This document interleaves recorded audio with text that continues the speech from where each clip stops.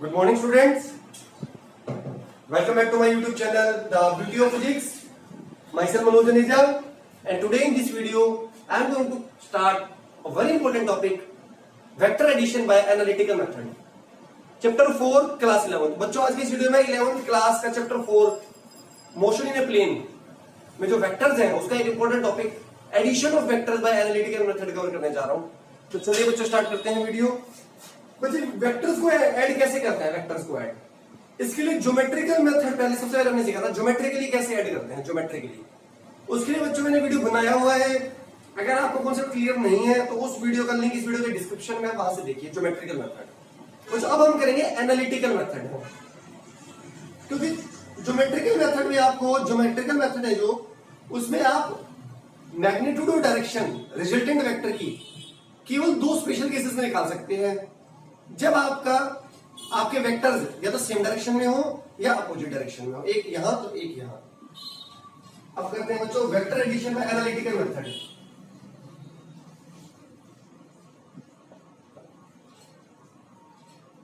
Vector addition by analytical method.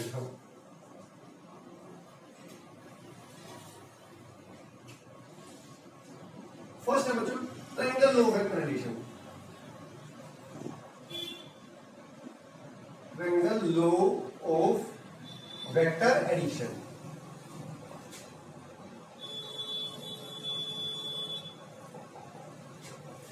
Triangle law करते हैं, जो triangle law of vector addition है। क्या प्रॉब्लम है बच्चों? हमारे पास दो वेक्टर्स है हमारे पास, वेक्टर ए और ये है बच्चों वेक्टर बी। बच्चों दोनों ये सेम नेचर के होंगे। सेम नेचर मतलब या तो दोनों फोर्स होंगे, या दोनों वेलोसिटी होगी, या दोनों एक्सेलरेशन होंगे। और क्या हुआ, ये दोनों वेक्टर किसी ऑब्जेक्ट पर, किसी पार्टिकल पर एक साथ एक्ट किए, एक साथ एक्ट किए। मान लो ये दोनों फोर्स हैं, तो ये दोनों किसी ऑब्जेक्ट पर एक साथ एक्ट किए। मुझे निकालना है इनका रिजल्टेंट। रिजल्टेंट मतलब इन दोनों का वेक्टर सम, इन दोनों का वेक्टर सम। ठीक है बच्चों, तो मुझे ऐसा वेक्टर निकालना है रिजल्टेंट वेक्टर, जिसे मैं कहता हूं। रिजल्टेंट क्या होता है बच्चों? एक ऐसा वेक्टर होता है जो वही इफेक्ट प्रोड्यूस करता है जितना ये दोनों मिलकर करेंगे उस बॉडी पर। तो बच्चों हम इंटरेस्टेड है रिजल्टेंट में, रिजल्टेंट निकालना है। तो बच्चों कैसे ऐड करते हैं? ज्योमेट्रिकली भी अपनी मेथड सीखा था। वेक्टर्स को बच्चों ट्रांसलेट कर सकते हैं। ये वेक्टर ए है, ये वेक्टर बी है। इसको बच्चों मैं वेक्टर बी को ऐसे ट्रांसलेट कर सकता हूं, इस वेक्टर ए को मैं ऐसे ट्रांसलेट कर सकता हूं। तो बच्चों ज्योमेट्रिकली हमने सीखा था हमें ए और बी को ऐड करना है। पहला है मेरे पास ए वेक्टर, उसको वहीं रखिए जहां वो है। सेकंड वेक्टर को ट्रांसलेट करके लाइए वेक्टर ए के पास इस तरीके से कि सेकंड वेक्टर की जो टेल है ना वो फर्स्ट वेक्टर के हेड पर आ जाए। दोनों जो ले आते हैं ये हो गया। तो बच्चों इनका रिजल्टेंट कैसे मिलेगा आपको? फर्स्ट वेक्टर की टेल से एक वेक्टर ड्रॉ कीजिए लास्ट वाले वेक्टर के हेड तक। फर्स्ट वेक्टर कौन है बच्चों? ए। तो ए की टेल से एक वेक्टर ड्रॉ कीजिए, लास्ट वेक्टर कौन सा? हमारा सेकंड है, क्योंकि हम दो को ऐड कर रहे हैं ये हेड तक। तो बच्चों ये जो वेक्टर होगा ना, ये वेक्टर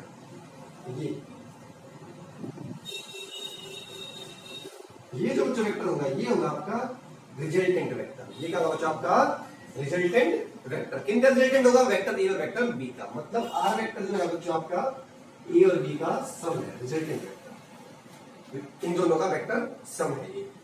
तो फिर ट्रायंगल ऑफ वेक्टर एडिशन हमने कैसे डिफाइन करा इसको?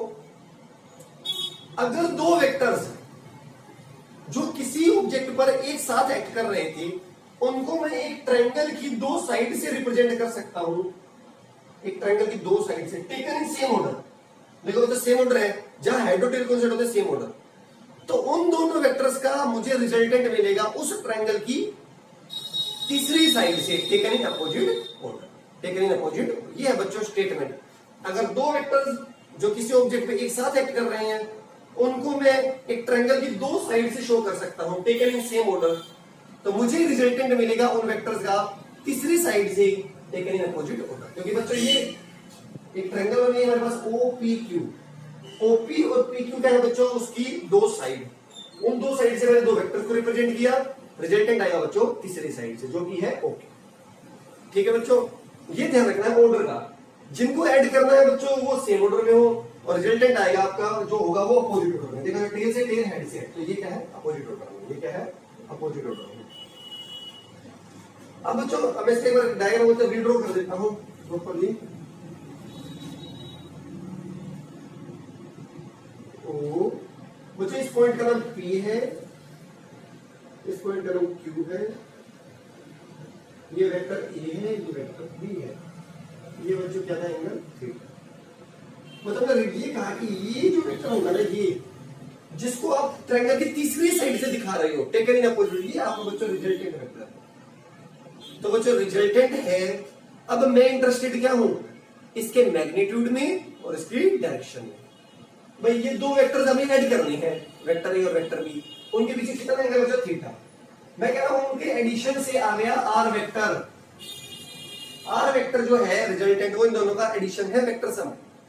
तो इसका कितना मैग्नीट्यूड होगा और ये ए वेक्टर के साथ किस डायरेक्शन में होगा, मतलब ये एंगल, इसे बच्चों में डिनोट करेगा बीटा के साथ। तो जब प्रॉब्लम है मुझे इस आर वेक्टर का मैग्नीट्यूड निकालना है और ये बीटा एंगल निकालना है। और गिवन क्या था बच्चों, आपको दोनों वेक्टर्स गिवन थे, वेक्टर ए और वेक्टर बी और थीटा। तो मुझे आर का मैग्नीट्यूड निकालना है इन टर्म्स ऑफ ए का मैग्नीट्यूड और बी के मैग्नीट्यूड के टर्म में। अब बच्चों हमें पता है वेक्टर ए को मैंने रिप्रेजेंट किया है इस साइड से, तो वेक्टर ए का मैग्नीट्यूड कौन देगा, ये लेंथ ओपी। वेक्टर बी का मैग्नीट्यूड कौन देगा, ये लेंथ। और आर वेक्टर का मैग्नीट्यूड कौन देगा बच्चों, ये लेंथ ओक्यू। क्योंकि बच्चों हमें पता है ना, जब हम किसी वेक्टर को, सपोज एक वेक्टर है, किसी स्ट्रेट लाइन से रिप्रेजेंट करते हैं तो उसकी लेंथ, उस लाइन की लेंथ आपको क्या देते हैं, उस वेक्टर का मैग्नीट्यूड। तो इस वेक्टर का मैग्नीट्यूड कौन देगा, ये लेंथ ओक्यू, ये लेंथ ओक्यू। तो बच्चों अब मैं ओक्यू लेंथ निकालनी है मुझे, जो कि क्या है इस आर वेक्टर का मैग्नीट्यूड। और मुझे क्या पता है बच्चों, इसका मैग्नीट्यूड ओपी। तो बच्चों मुझे ए वेक्टर का मैग्नीट्यूड पता है, ए वेक्टर का मैग्नीट्यूड कौन होगा बच्चों, ये लेंथ ओपी और ये पता है। इसलिए बच्चों कंस्ट्रक्शन करनी पड़ेगी। मैं यहां से परपेंडिकुलर ड्रॉप कर लूंगा ऑन ओपी प्रोड्यूस्ड। तो draw perpendicular from Q on OP produced.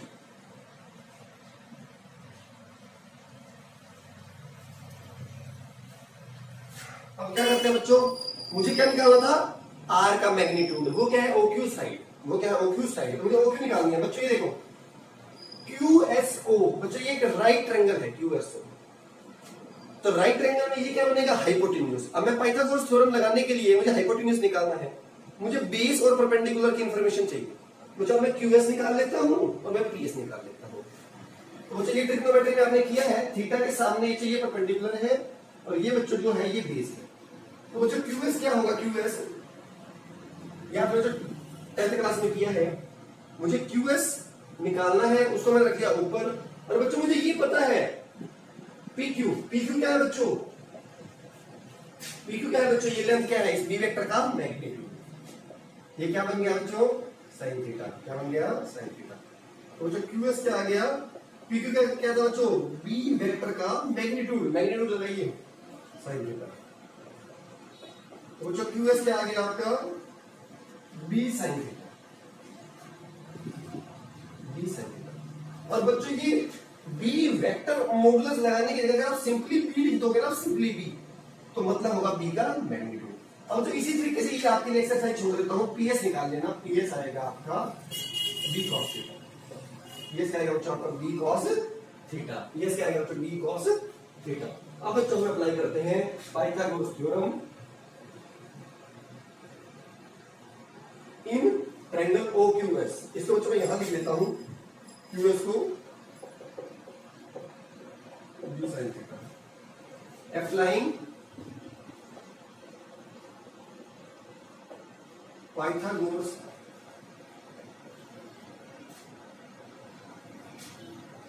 Theorem in triangle OQS।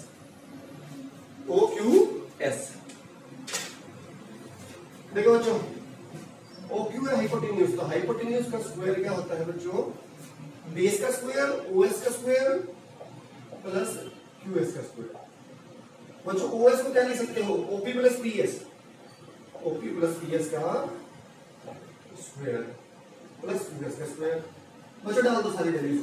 OQ क्या है बच्चों, ओक्यू इस आर वेक्टर का मैग्नीट्यूड, आर वेक्टर के मैग्नीट्यूड का स्क्वायर। ओपी क्या है बच्चों, इस ए का, ओपी क्या है बच्चों, ए का मैग्नीट्यूड, मैं सिंपली ए ऐसे लिखता हूं। पीएस क्या है बच्चों, ये निकाला था मैंने, बी कॉस थीटा। क्यूएस क्या है बच्चों, बी साइन थीटा। ए प्लस बी का होल स्क्वायर ऊपर कर दीजिए, ए का स्क्वायर, बी बच्चों मेरा ये है, B square cos square 2ab, बेटा बी बी कॉस थीटा है। अब बच्चों मैं इसको रब कर देता हूं, अब इसकी रिक्वायरमेंट नहीं है, B square sine square theta.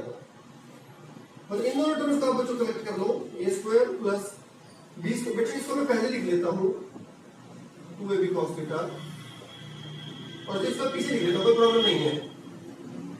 और क्यों लिखा है अब आपको समझ आ गया होगा, आप समझदार हो तो, क्योंकि बेटा बी स्क्वायर से कॉमन आ रहा है।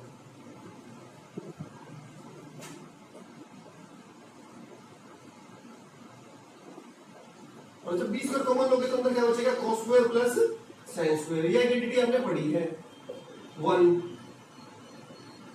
तो जब a स्क्वायर, अब बच्चों मैं बी स्क्वायर को पहले लिख लेता हूं 2a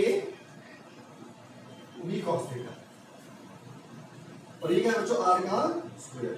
बच्चों हमें तो r निकालना है, ये क्या आ गया बच्चों, a का स्क्वायर प्लस b का square plus 2a cos theta. और तो यही हमारा टास्क था, हमें रिजल्टेंट का मैग्नीट्यूड निकालना था, और हमें ए और बी का मैग्नीट्यूड गिवन था और थीटा गिवन था। देखो जो ए का मैग्नीट्यूड पता था, बी का थीटा।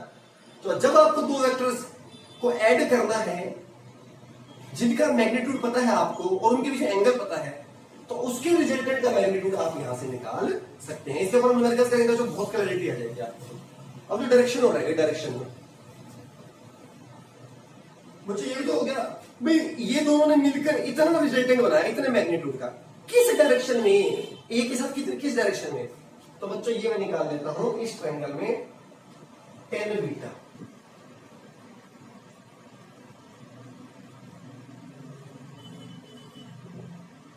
बच्चों मैं निकालता हूं tan of beta, tan of beta.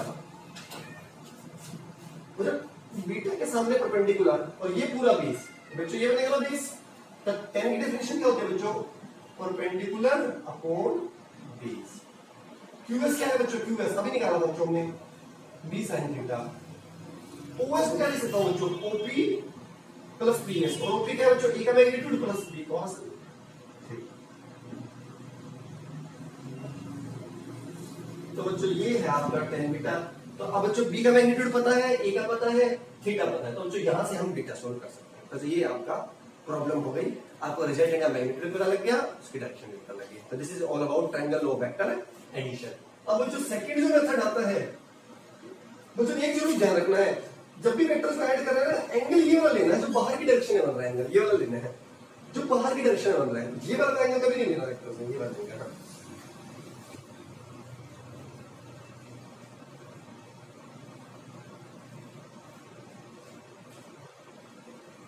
अब बच्चों करते हैं हम parallelogram law of vector addition.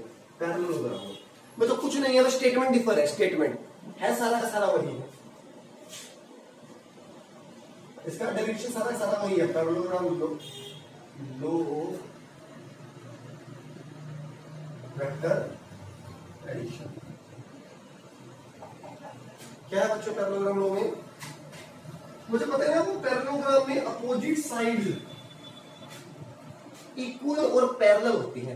Opposite sides are equal and parallel. बच्चों इसको और इसको कहेंगे अपोजिट साइड, और इसको कहेंगे एडजेसेंट साइड्स। क्या कहते हैं, एडजेसेंट साइड्स। तो बच्चों ये क्या कहता है, अगर दो वेक्टर्स ए और बी जो किसी ऑब्जेक्ट पे एक साथ एक्ट कर रहे हैं, तभी रिजल्टेंट का कॉन्सेप्ट आएगा। बच्चों जब वो दोनों एक साथ एक्ट करेंगे तभी आप रिजल्टेंट निकालते हो। अगर मैं उनको एक पैरेललोग्राम की एडजेसेंट साइड से शो कर सकता हूं, जो दो वेक्टर हैं ए और बी, उनको मैं एक अभी पैरेललोग्राम बनेगी देखना, उसकी एडजेसेंट साइड से शो कर सकता हूं, तो रिजल्टेंट मिलेगा मुझे उस पैरेललोग्राम के डायगोनल से जो वहीं से उसी पॉइंट से ड्रॉ होगा जहां पर आपके वेक्टर्स मीट कर रहे हैं, मतलब इस पॉइंट से। ये बच्चों वेक्टर ए है तो बच्चों यहां पे ट्रांसलेट करके ला सकते हैं।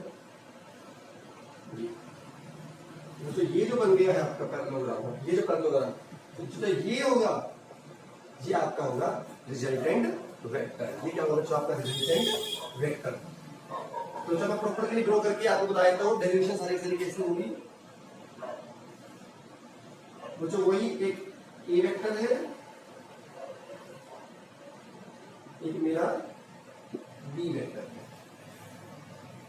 आपने पैरेललोग्राम की दो एडजेसेंट साइड से शो किया, तो बच्चों कहां से डायगोनल कहां से आएगा? डायगोनल से क्या आएगा? रिजल्टेंट। डायगोनल से क्या आएगा बच्चों? रिजल्टेंट। अब बच्चों यहां एक चीज और ये देखो, मैंने अभी आपको बोला वेक्टर को ट्रांसलेट कर सकते हैं बच्चों, इसको मैं यहां भी ला सकता हूं। बच्चों जो मुझे ये बताओ, ये थोड़ा सा क्लिक हो गया है, ये OQS। बच्चों जो ये वेक्टर होगा QS और ये OP, ये दोनों इक्वल वेक्टर्स होंगे। इक्वल वेक्टर बच्चों ने पढ़ा था, सेम मैग्नीट्यूड और सेम डायरेक्शन। क्यों होंगे बच्चों इक्वल? बच्चों पैरेललोग्राम में हमें ये पता है अपोजिट साइड्स इक्वल होती है, अपोजिट साइड्स इक्वल होती है। मतलब ये जो OP लेंथ है और QS लेंथ है ये इक्वल है। OP लेंथ क्या रिप्रेजेंट कर रही है? इस वेक्टर ए का मैग्नीट्यूड। तो QS लेंथ, तो इसका मतलब QS का की भी लेंथ उतनी ही है, तो ये भी तो वेक्टर ए का मैग्नीट्यूड हो गया उतना ही।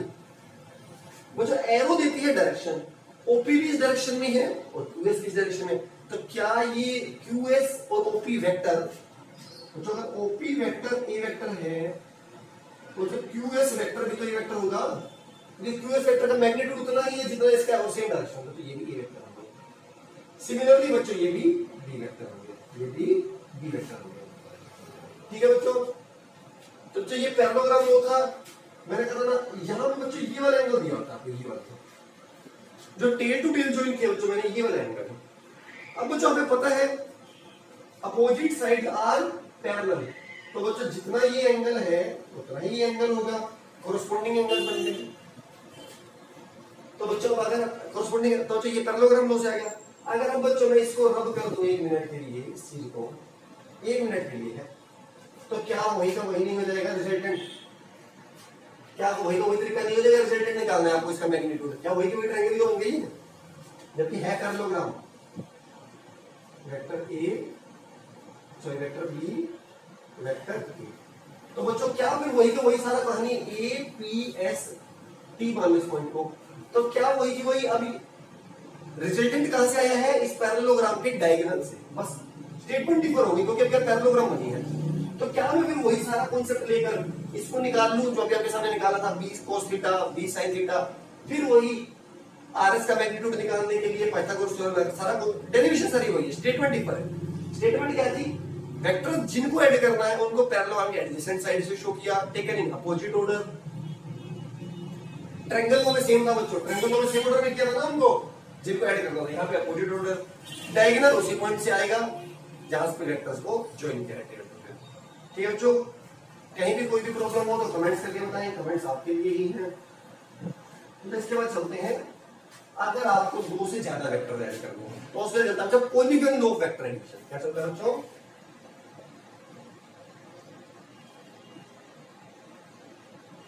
Polygon law of vector addition. Suppose बच्चा अगर 4 वेक्टर है, 5 भी हो सकते हैं, ये अगेन ये एक साथ एक्ट कर रहे हैं किसी पार्टिकल पर, तभी रिजल्टेंट का कॉन्सेप्ट आएगा। ये इधर है, बी इधर, सी, ये डायरेक्शन डिफर है, मैं इनको ऐड करना चाहता हूं। तो बच्चों वही है तरीका, ज्योमेट्रिकल मेथड, बस स्टेटमेंट हम यहाँ पे पॉलीगन के अनुसार करेंगे, पॉलीगन लॉ वेक्टर एडिशन। क्या है बच्चों? पहला वेक्टर है ए, सेकंड वेक्टर को ट्रांसलेट करके लाओ, ऐसे आई हुई है ट्रांसलेट कर सकते हैं। सेकंड की है, सेकंड की टेल फर्स्ट के हेड पे आई, थर्ड की टेल सेकंड के हेड पे आई, फोर्थ की टेल थर्ड के हेड पे आई। वहां क्या था ज्योमेट्रिकल में, रिजल्टेंट कैसे आएगा, पहले वेक्टर की टेल से लास्ट के वेक्टर के हेड तक एक वेक्टर ड्रॉ कर दो, तो ये बच्चों होगा आपका रिजल्टेंट वेक्टर। किसके होगा, vector A plus vector B plus vector C plus vector D. तो पॉलीगन ने बच्चों इस स्टेटमेंट को कैसे डिफाइन कर दिया इस चीज को, ज्योमेट्रिकली तो हमारा आ गया। उसने क्या कहा, अगर आपको कुछ वेक्टर्स को ऐड करना है, दो से ज्यादा, आप उनको एक पॉलीगन की साइड, आप उन वेक्टर्स को पॉलीगन की साइड से रिप्रेजेंट करो, पॉलीगन की साइड से टेकन इन सेम ऑर्डर। देखिए ये जिनको ऐड करना है वो सभी के सभी सेम ऑर्डर में, तो आपका जो रिजल्टेंट आएगा ना वो closing side of the polygon से आएगा। देखो बच्चों अगर ये ना होता तो अभी ओपन है हमारी पॉलीगन, तो closing side of the polygon से आएगा, taken in opposite order, taken in opposite order. तो बच्चों ये था हमारा आज का vector addition analytical method. Video थोड़ा भी इंफॉर्मेटिव लगा हो तो एक लाइक कर दीजिएगा, चैनल फर्स्ट टाइम है तो सब्सक्राइब करके बेल आइकन को प्रेस कर लीजिए ताकि अपकमिंग वीडियोस के नोटिफिकेशन सबसे पहले आप तक पहुंच सके। Thank you so much.